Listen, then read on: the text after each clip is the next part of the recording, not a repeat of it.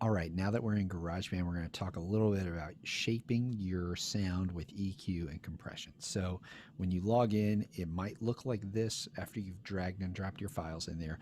And where you're going to want to go is this little idea for smart controls, this little thing that looks like a knob for an amplifier. You're going to click on that, and then you want to make sure you hit track and not master. But on the track setting, it may be expanded already, it might not. I don't really mess with this blue panel control. I like to use it more on this left side using things called the plugins. Plugins are what you use to affect your signals. So on here, you may or may not have things already pulled up, but if you do, you can go ahead and click channel EQ and compressor, either one. See how they're gray? When they're blue, they are turned on with the little power button. And this is a standard slope that I might use for EQ on a channel. That's a little drastic, but what we have here, when you look at the EQ curve, when you open it up, it'll either be on or off, but it'll look like this. And when you play a sound, And what was the last track you listened to? Oh man. if you turn on the Put me on the analyzer, spot here. I know. Well, we've had dads with Baby Shark, and we've had. so you can see, you can analyze the frequencies that are being presented. So there are a few different controls here. You can see there's these slopes on either side. Those will either slope everything down, either the low frequencies or the high frequencies. Separately, it's called a high pass filter for the lows and a low pass filter for the highs. You don't have to do this, but on pretty much everything I record, especially for a voice, I do a low pass, high pass filter to usually around 50 hertz, and that will reduce any rumble that might be happening, any of those frequencies that we can't even really hear, but can clog up the audio spectrum because they have a lot of energy. So I likely will use a high pass filter to just kind of take care of that. Then here we also have a both of these are high and low shelves. So here's a high shelf, and I usually have a high shelf somewhere around that's at 11K, bumping up 9 dB. So it's a shelf because unlike the filter, it actually looks like a shelf, right? And then you could do the same thing over here. If I turned off the low pass filter, that would look the same. Not many reasons you would ever want to do that, but do what you want. It's your life. And then all of these are little notch filters that can be sculpted however you would like. And they cover different bands. So when you're thinking about EQ, you can think of it. A piano is a good visualization. You've got on your left side here, some of the lowest notes would be that are audible that we can hear would be in this region. So you've got your low frequencies. Then you have your low mids. So in the lows, you have things like kick, bass guitar, other instruments playing in the really low register. Then you have guitar, some of the fundamentals of things like electric guitar, acoustic guitar, or baritone guitars, all live in that kind of a region. But a lot of their sound is also felt in these later harmonics. And then you have voice, male and female. So male would be a little bit lower, female would be a little bit higher. And then you have a lot of other instruments that would kind of fit in here. And so that would be the low mids. You start to get more into just what they call the mids. Then the high mids, which are some of the harsh frequencies, and then some of the high frequencies. So the sparkle, the air, the breathiness qualities. So typically I keep it, like I said, I keep it really simple for narration and talking. So I do a low pass filter because we don't need any of that rumble, and I do a high shelf just to add a little bit of um, just liveliness to the sound. And then I use these notches to either boost, but more typically cut out bad frequencies. Um, so some things to consider and be aware of if you are you want to add a little bit of weight to a voice, you might use a gentle curve like that, somewhere in this like 2 to 500 region. For a female, it might be even higher, but that also can sound what they call muddy or woolly. So you could just as easily dip. Usually, when you're boosting, you want to do that with a gentle slope. And when you're cutting, you usually want to what they call sweep. So put the Q. The Q is the um, like depth of the slope, and you can do a technique where you play the audio Wild things in the past. So Oh no man. shame. So lately it's been either and while you do that, you search for a frequency that you don't like. So it's common to not know what you're looking for at that time. So don't stress about it too hard. But if there is, a mechanical sound, an air conditioner running, I have a couple of different things like in my house, especially in my basement here, that a humidifier that just has a hum, and I know what frequencies if I need to cut that out. You can probably hear an air conditioner now, just because it's super cold outside. But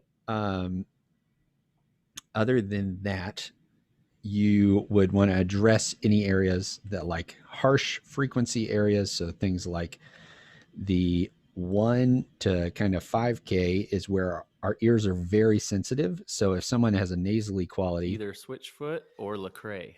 oh, let's see. It's cold one day, it's tornado the next day, and it's 90 the next day. That's very, very normal around You here. can hear in that 1 to 2K region, it's really nasally when you boost it on my voice. But let's see. It's cold one day, it's tornado the next day, and it's 90 the next day. That's So, pardon. So you can hear that is uh, a little bit of kind of warmer, woolier, and you might want that sound, right? And then this area is also important with a slope, uh, a Q slope of 10, anywhere higher than 10 to 20.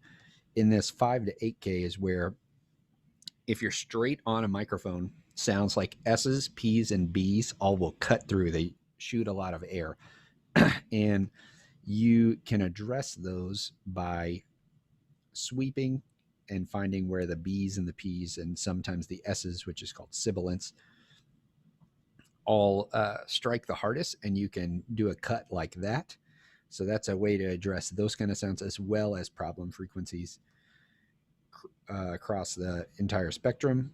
But let's hear what happens when I mess around with some of the effects, just so you can hear it.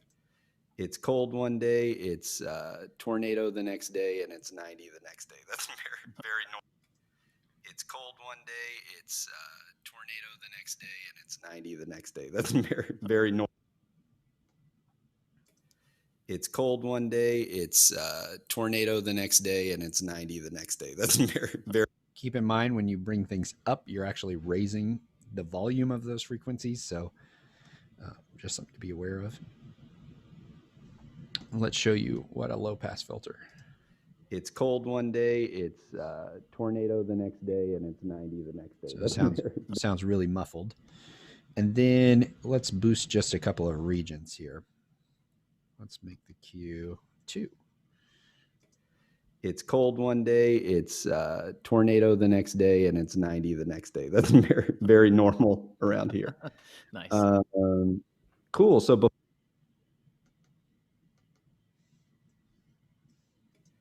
it's cold one day, it's tornado the next day, and it's 90 the next day. That's very, very normal around here. Nice. Cool. So before we get into everything about your backstory and Porter pickups, are you ready to do a few rapid fire questions? Yeah. So for that, you could hear the effect of some of that, and it's pretty subtle, right? But let's say you just wanted to, let's put that at. Sometimes I have trouble getting it to do what I want it to do. Come on. And let's set that to 1. And let's say I just want to do a little boost here to just add a little bit of presence. So we'll turn it off. It's cold one day, it's tornado the next day, and so you hear a little bit more of that vocal fry-ish, but it's definitely more present, and that's only up a couple of dBs. It's cold one day, it's tornado the next day, and it's 90 the next day. That's very. So that might be another thing. So you can really shape the sound. Main things I'm checking for is like, is anything jumping out at me that's annoying? B, are there like, so that's like plosives and mechanical sounds, anything like that. 2, is there any quality of the voice that I want to bring out? And sometimes by taking out the negative things, your ear perceives the things that you like better. So cutting before you boost is always a good idea. And then 3, do the voices match each other? Not that they need to sound exactly the same, but does one sound high quality and one sound low quality? So how can I enhance what's there? Keep in mind, you can't like totally fix something that is just not a good recording. So you can do a lot and you might make it a lot better, but that doesn't mean it's automatically going to sound great. You just might get it to sound passable.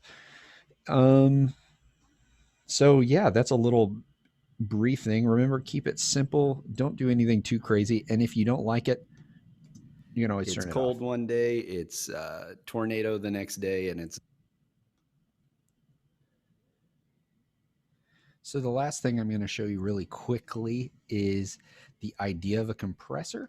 So a compressor, whereas a EQ is turning up and down different frequencies, a compressor is controlling dynamics. So typically you use the compressor to keep high sounds kind of tamed and to bring low sounds up. Keep in mind that will also increase what the noise floor, or the things that are maybe not audible when you don't have a compressor on. It could bring up a lot of your background noise. So a compressor might give you more of a headache than it help. But if you want to smooth out some of the things about a performance, I like to pull up the compressor, and a good starting place is to click voice and narration vocal. Those are decent settings. The threshold is going to be where the compressor engages. So by what volume in decibels triggers the compressor starting to compress the sound down. Ratio is the kind of slope, or how that is affected, how much it reduces once something crosses that threshold. Attack is how fast it starts to engage and do that motion. And then gain is what you can use to make up the difference, to increase the signal overall. So you can also just add gain or add volume at this stage as well. So I'm going to do a couple of different things. I'm going to really squash it. That means over compress it. And then I'm going to show you some kind of lighter thing. So I'll turn it up to 14, and you'll see this compressor here like really start dinging. It's cold one day, it's tornado the next day, and it's 90 the next day. That's very, very normal around. So it really took almost all the dynamics out of there. And you hear it kind of like starts chopping up. Let's try it at a more modest. It's cold one day, it's tornado the next day, and it's 90 the next day. That's. So that really just added just a little bit of compression at the very end when I started laughing. It's cold one day, it's tornado the next day, and it's 90 the next day. That's very, very normal around here. Nice.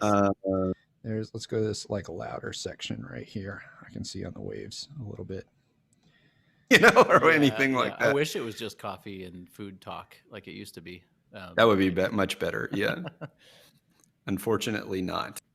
Function every year. I know. What is that about? And then they put out the thin ones? Like, who wants a thin Reese? To be they don't say that, but it's like, oh, this is the mega size or whatever, and it's like, no, that's what they used to be.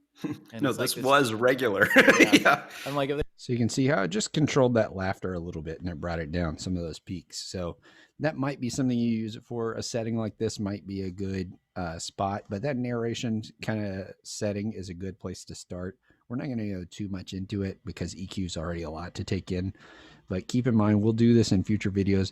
If you have any further things that you want touched on in the future in TechNook, feel free to hit us up. You can email me if you want follow up, if you want lessons or anything like that. And this video actually came from a request. So without further ado, I hope you enjoyed the video and hit us up if you have any questions in the future. Take care.